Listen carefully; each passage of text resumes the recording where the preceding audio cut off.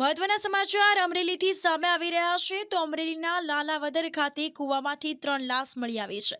લાલાવદર વાડીમાં પરપ્રાંતીય મજૂરોની કૂવામાંથી લાશ મળી આવી છે। ગત રાત્રે પરપ્રાંતીય મજૂરો અંદરોઅંદર થયેલા ઝઘડામાં કૂવામાં ખાબકીને મોતને ભેટ્યા હતા।